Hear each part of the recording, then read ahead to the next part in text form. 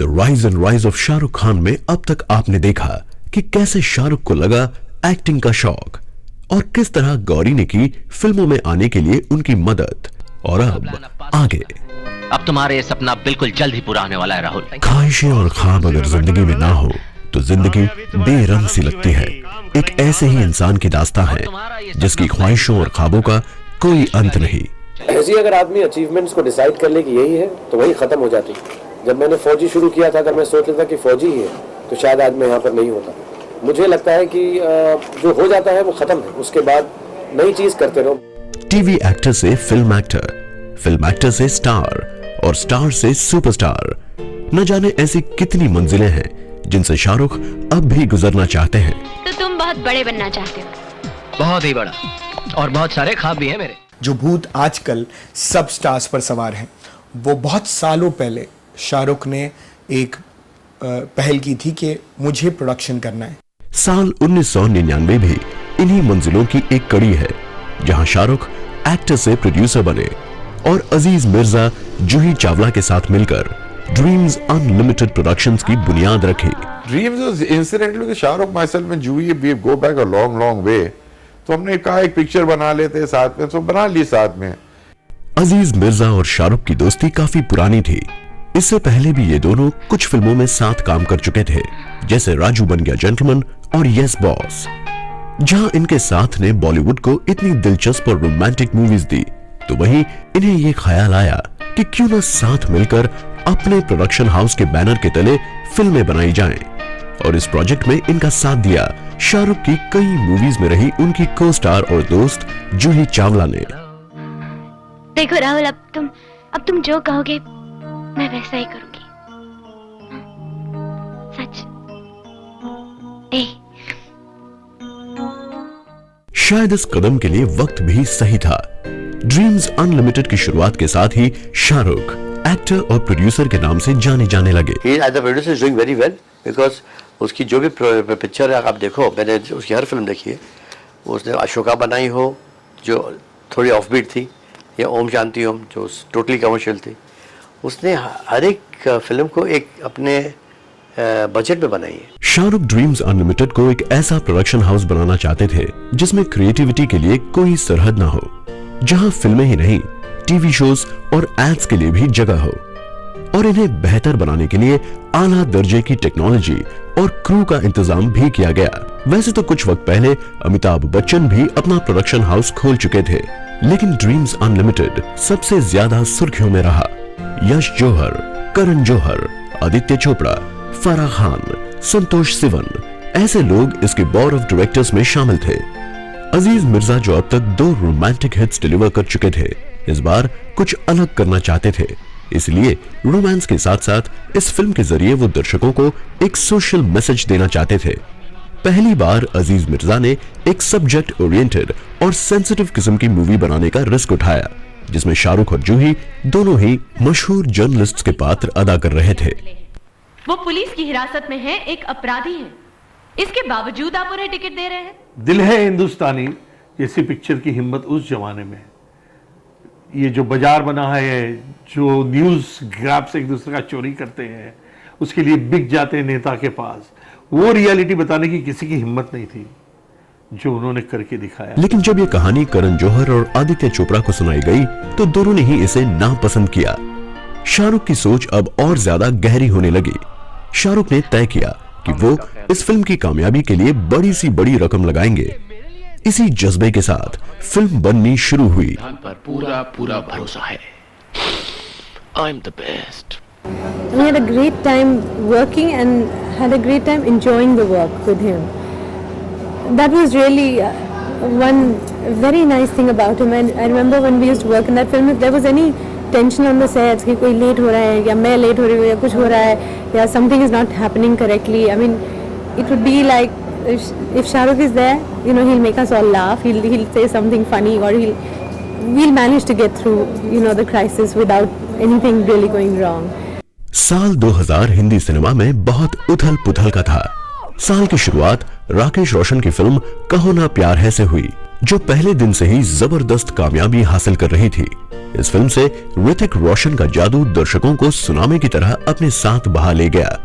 वहीं दूसरे हफ्ते में फिर भी दिल है हिंदुस्तानी रिलीज की गई। फिल्म में हंसी मजाक, रोमानियत, सामाजिक मुद्दा और शाहरुख का बेबाक अंदाज सब कुछ मौजूद था। लेकिन अच्छी शुरुआत के बाद भी फिल्म की पकड़ छूटने लगी थी। पहले हफ्ते के बाद फिल्म दर्शकों से दूर होने लगी। इस फिल्म के बुरे कारोबार ने कई कहानियों को जन्म दिया। अखबारों की सुर्खियां शाहरुख वर्सेस रोशन से रंगने लगी। कुछ लोग तो इसे शाहरुख का डाउनफॉल भी कहने लगे। There was a barrage of brickbats on Shah Rukh, and to make it worse, the film was a disaster. So it was a down, and everyone just attacked him. I don't think I would not like to believe this is the end. अगर मुझे कोई और बोलेगा कुछ करने को, मेरे पास वक्त होगा, मुझे इंटरेस्ट होगा उसमें, so why not? हर कोई ऋतिक और शाहरुख को राजेश खन्ना और अमिताभ बच्चन की मिसाल से जोड़ने लगा। सुना बहुत लड़कियां मरा करती थी आप पर, अब क्या हाल है? Unfortunately for Shah Rukh Khan, who was taking baby steps into production, guys who supported him all the while withdrew the support, which is the media. The industry was upset with him because he became a producer. फिर भी दिल है हिंदुस्तानी भले ही box office में अपना कमाल ना दिखा सकी, लेकिन इस फिल्म में हर वो चीज मौजूद थी जो एक कामयाब फिल्म के लिए जरूरी है। ये फिल्म क्योंकि पूरी तरह से ह्यूमरस थी, इसीलिए इसके हर किरदार से कॉमेडी खुद ब खुद बाहर निकल रही थी। लेकिन शाहरुख का कॉमेडी टाइमिंग सबसे ज्यादा असरदार रहा। शाहरुख कॉमेडी किरदारों में अपने हाव भाव से ही नहीं बल्कि शब्दों को पकड़ के भी मजा पैदा कर देते हैं। तुम लोग ब्लूस ली को जानता है? हाँ, हम ब्लूस ली का भाई बाटली और ये मिला वाइफ उजली, गोली गोली चिट्टी चिट्टी प्याली प्याली उजली। चाहे इस फिल्म का वो सीन हो जिसमें शाहरुख अपनी गर्लफ्रेंड से छुपते हैं और जूही को इशारा करने लगते हैं, कभी चेहरे के एक्सप्रेशंस बदलते, कभी बोलने का अंदाज, तो कभी चलने की अदा, हर जगह से अजय बख्शी में एक ओवर स्मार्ट जर्नलिस्ट का किरदार उभर कर आता है जो हर किसी को मुस्कुराने पर मजबूर जरूर करता है। शाहरुख अब तक रोमांटिक किरदारों के लिए ही जाने जाते रहे, लेकिन इस फिल्म से जाहिर हुआ कि शाहरुख रोमांस के ही नहीं कॉमेडी के भी किंग हैं। शाहिद की चाची। हाँ, शाहिद की चाची सही है। आंटी रजो आंटी रोजी। काफी बोल्ड है। And beautiful. Bold and beautiful. साल 2000 कई मायनों में शाहरुख के लिए अहम रहा। इसी साल उनकी कमर्शियल और नॉन कमर्शियल दोनों तरह की फिल्में आई। मोहब्बतें एक कमर्शियल फिल्म थी जिसमें शाहरुख राज आर्यन के किरदार में नजर आए। ये फिल्म उनकी पिछली सभी फिल्मों से अलग रही जिसमें वो एक टीचर के किरदार में थे। दर्शकों ने शाहरुख को इस किरदार में बहुत पसंद किया और शाहरुख का संजीदा रोमांटिक अंदाज, ड्रेसिंग स्टाइल, डायलॉग डिलीवरी दर्शकों को दीवाना कर गया। सारे पिक्चर में दो most wonderful scenes according to me, जहाँ शाहरुख अमिताभ के घर जाता है, जहाँ से मैं दिख रहा हूँ वो सीन है जहाँ एंड में अमिताभ बच्चन बोलता है, last scene of the film. Their most memorable scenes दोनों की परफॉर्मेंस की, उधर शाहरुख की इधर अमिताभ बच्चन की। वहीं कुछ हफ्ते बाद एमएफ हुसैन की काफी चर्चा में रही फिल्म गज गामिनी रिलीज हुई। फिल्म बॉक्स ऑफिस पे नाकाम रही, लेकिन नॉन कमर्शियल सिनेमा में शाहरुख अपनी पहचान बनाने में कामयाब हो गए। कुछ महीने बाद मंसूर खान की फिल्म जोश रिलीज हुई जो एक कमर्शियल फिल्म थी। शाहरुख दोबारा अपने पुराने अंदाज में नजर आए, लेकिन इस बार किरदार रोमांटिक से बिल्कुल अलग था। शाहरुख मैक्स के टपोरी किरदार में खूब जचे। इस फिल्म में कुछ नयापन भी था, जहां शाहरुख पहली बार ऐश्वर्या राय के भाई का किरदार निभा रहे थे। वहीं शाहरुख पहली बार किसी फिल्म में अपनी आवाज में गाना भी गा रहे थे। अपन जब भी सच्ची बोलता है उसको झूठ काहे को लगता है रे। फिल्म में एक्शन, रोमांस और संगीत तो था ही, लेकिन फिल्म शाहरुख की पिछली फिल्मों की तरह बड़ा कारोबार नहीं कर सकी। इसके बावजूद इस फिल्म के गाने आज भी काफी मशहूर हैं। उसी साल शाहरुख की एक और नॉन कमर्शियल फिल्म हे राम आई, जिसमें शाहरुख पहली बार साउथ के सुपरस्टार कमल हासन के साथ एक मुस्लिम पठान के किरदार में नजर आए। कैरेक्टर रोल्स उसमें I think always he has done well. मतलब हे राम में भी उसने जो सीन किया है, स्वदेश में जो किया हुआ है, अभी चक दे सो जब भी वो कैरेक्टर एक्ट करते हैं तो क्या होता है, एक शाहरुख मेरे ख्याल से वो थोड़ा उससे वो जो स्टारडम का बोझ निकल जाता है, तो ही becomes very ordinary person. Commercial फिल्मों में जहां शाहरुख को कामयाबी मिली, तो वहीं नॉन कमर्शियल सिनेमा से क्रिटिक्स की खूब सराहना मिली। मैं उम्मीद करता हूँ नेक्स्ट फिल्म में मैं कुछ ऐसा करूंगा जो पिछली फिल्म में नहीं किया होगा।